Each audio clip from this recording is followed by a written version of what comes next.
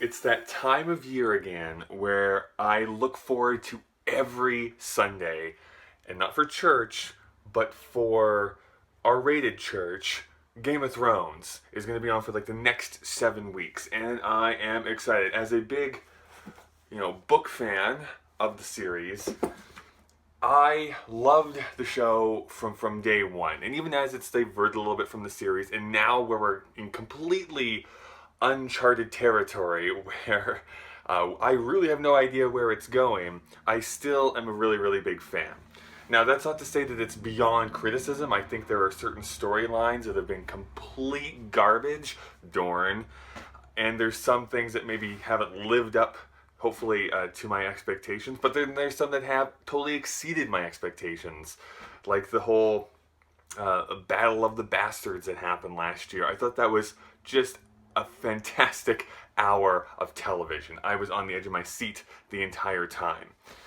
So, even while certain storylines kind of either evolve to great things or kind of slowly die and whimper away, this is still a great television show. So I want to preface it with that. So I've only seen the first episode so far, even though when you see this, the second episode will have aired already. And this is just what I wanted to say with some of the main characters that we're following.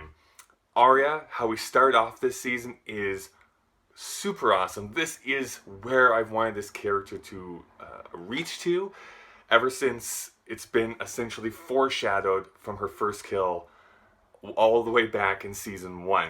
She is now the badass Stark who's going around, and she is going to revenge her family like no one has ever revenged before. Now, the only small criticism I will have, I think that they really fumbled the ball over the last couple of years of her, training. I think in the books it's going to make it a lot more impactful because there'll be like dozens of chapters of her, having lost her sight, gaining her skills, amassing this amount of information so that she can go and accomplish it. In the show, because they've had to truncate it so much, it's like, well, we lose her sight for one episode, we figure out how to use some powers for one episode, and then we're off to do our revenge piece. And it just didn't feel as climactic as what it could have been. But I like me some phrase dad. I like me some dead phrase, whatever. You know who I'm talking about. Also, by the way, this is a quick side note. What supreme acting from Walder Frey. That actor who's been in like countless British shows and Harry Potter, phenomenal. Like, was able to act like a 12-year-old. Like, he acted like Arya Stark in his facial mannerisms so that you could subtly know, like, oh, I know what's going on here. I think that the Cersei and Jaime plotline is starting to be interesting. I mean, I don't know if I entirely buy Cersei completely throwing her family under the cart, so to speak, but I think that she might be just going completely mad at this point. I don't, again, to really super nitpick, I don't understand how the Iron Islands was able to, build however many they said, like a few dozen warships in the span of like 2 or 3 months, but whatever. It's fantasy, it has dragons. My hot take is I didn't care that Ed Sheeran was in the episode. It didn't detract for me. It didn't add for me. It was just like, meh, he's there. Whatever. Although everyone on Twitter thought it was the worst thing ever. So whatever. That was a thing. I think the best single plot line for this entire episode is the Hound storyline. You actually see him being redeemed in some ways, which is something that this series has done so phenomenally well, showing shades of gray to each character. No one is 100% evil or 100% good. There's kind of there's those shades of gray that runs through all of these characters, and we've seen the Hound from season 1 grow over the last couple seasons of almost dying. His relationship with the church, I guess, last season until now, where he comes back to that house where he stole their money and left them to die, and understanding like this was not the right way to accomplish this. And finally, Daenerys is in Westeros. It only took 7 freaking years for her to get here, but she's there. Those dragons are gigantic, and for me, it worked, honestly. That last scene worked. I saw a bunch of criticism online about they really didn't like the 5 minutes of complete silence, but for me, if you think about this character who was ripped out of her home at a very young age and has been in exile for that long, to finally come home, to finally be back where her ancestral home should have been. For me, it worked. That this is like, we have to, have her have this moment. She needs to be acclimated back into this. And then we have that final line, like, let's get started, and boom, we are back into Game of Thrones, baby. Now, because we have a kind of a short season, I'm thinking that every episode needs to fire in all cylinders. I'm hoping that there is some payoff to, like, the Littlefinger Sansa storyline going on. If we never see Dorne again, that'll be great. And I'll never look at soup again. Let's put it that way with Sam and the chamber pot. So I'm interested to see if he is literally just going to be there in the plot just to simply be like, oh, hey, here's some ancient stuff that we all need to know, or that all the audience needs to know. So here it is, and I'm going to send it over to John. Well, we'll see. And we'll see if the Sansa-Jon kind of like fisticuffs continues on. A lot of interesting things that they brought in. I'm excited for the new season. I'll probably talk about it every week for the next 7 weeks and bore you to tears. Let me know what you thought down in the comments.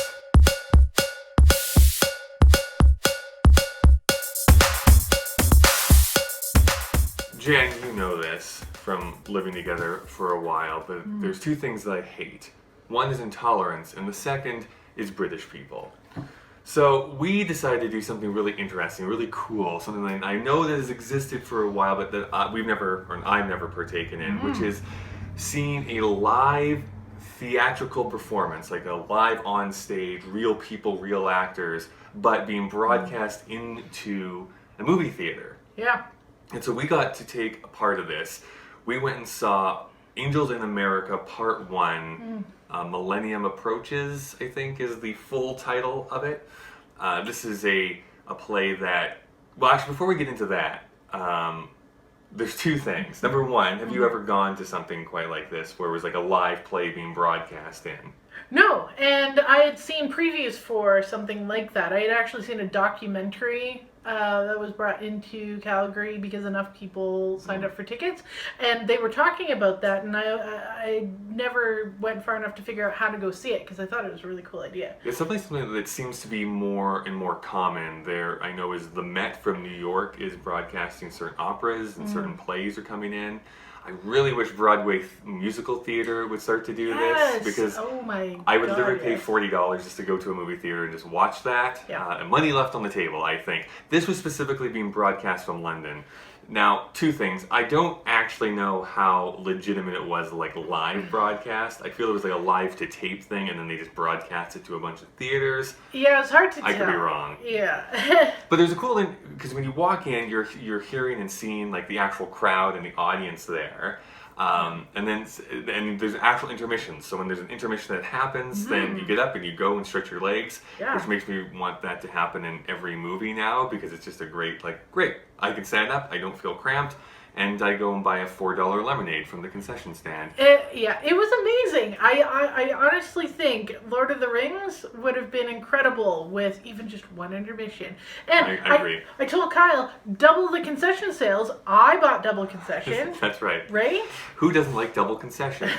So this play, if you're unfamiliar with Angels in America, this was a play that was written by the playwright Tony Kushner, and I believe it was about 20 years ago. It was in the early 1990s, regardless. I do remember that. In the early 1990s, and this details very specifically about the AIDS crisis in the 1980s, love and life, and it's I think subtitled A Gay Fantasia, because specifically this is not just a straightforward, realistic play. There is fantastical elements that happen. There is dreams that people enter into. There are visions that people see. There's actual angels that come down from the top. Spoiler alert. But it is called Angels in America. Yeah. I do want to call out, though, specifically the people who are a part of this production. Namely Andrew Garfield in kind of the main role, where you follow him and his boyfriend as Andrew Garfield contracts the AIDS virus, and then his boyfriend's reaction to that. His boyfriend is played by is played by James McArdle. But then we have Nathan Lane in a very dramatic role. Denise Gow played a bunch of different different roles here as well. And then Russell Tovey is the other main actor in the production.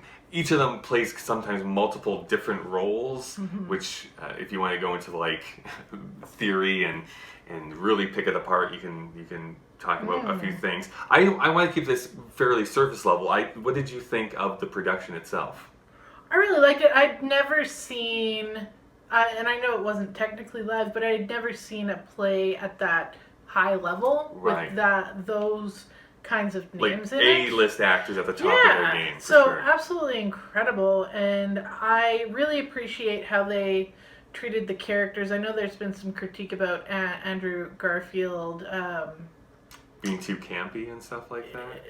Well, just something about him in the gay community. I have no idea. Oh, yeah, there's a little bit. Well, we won't get into that. That's kind of a separate I thing. thought he did a phenomenal job. Yeah, I really absolutely. thought he did a great job. It's really interesting to take a character like the one he played and hyperbolize it too much, and you could get it into be too campy of a Absolutely. representation of gay culture. There's subtle nuances. You could tell that it was based on possibly a real person that he maybe spent some time with, and the complexities of, yes, it can have that stereotypical gay S and lisp, but it can turn into other tones, and he slipped in and out of it really comfortably. I really appreciated that. I think that's what I get drawn to the most. As a bisexual, I mean, there's a lot of this that I identify with, and then there's the characters who have absolutely internalized homophobia, the people who can't come out, the people who are out but aren't out to every single person,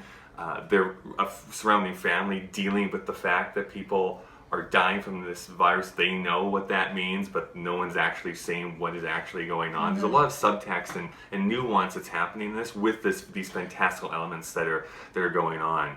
When Tony Kushner wrote this play, he was intending it to just to be 1 3-hour play, but it kind of got away from him, he said. And he said, I cannot do this justice if I only spend 3 hours with these characters. So this part 1 is what was about 3.5 hours long. There is a part 2 that we're going to be seeing next week that is about 4 hours long. So there's a lot of play that is devoted to these characters. Funny little fact though, the live feed actually cut out 15 minutes to the very, very end, which was kind of hilarious because it was like getting to this really dramatic point and then it like froze up and like crashed the system, and then we were just looking at this like save screen like we got a free movie deal out of it, a new special another event that we can come to for free, so it wasn't a complete waste of time. And we did get to see it right when people were leaving the theater and they're saying, sorry, here's these extra tickets. They said, oh wait, I think we got it. And so we got to watch the end, which is great. I really am glad we got to catch that. And we still got a free ticket for another event. So that's a bonus. If you are in Canada, look at the Cineplex schedule for Angels in America. I know that there are a few other performances that you'll be able to actually see if you're interested in this. If you're in other countries, I don't know. I have no idea. This is the National Theatre in London, so I'm assuming they do broadcast it to like the US and to other parts of the UK. But you can look it up from there. There's an encore presentation. I'm really looking forward to part 2. I was a big fan of this, and I'm pretty sure, just knowing kind of how the AIDS crisis ended, I am going to be a blubbering mess by the end of the next 4 hours. We'll see. Bring your tissues. Yeah, that's right. All right. Well, let's not freeze up and waste these people's time.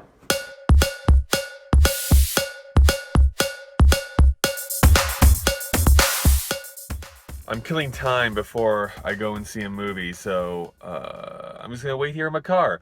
But I wanted to tell you about this Netflix thing, emphasis on thing, called Oh Hello, on Broadway.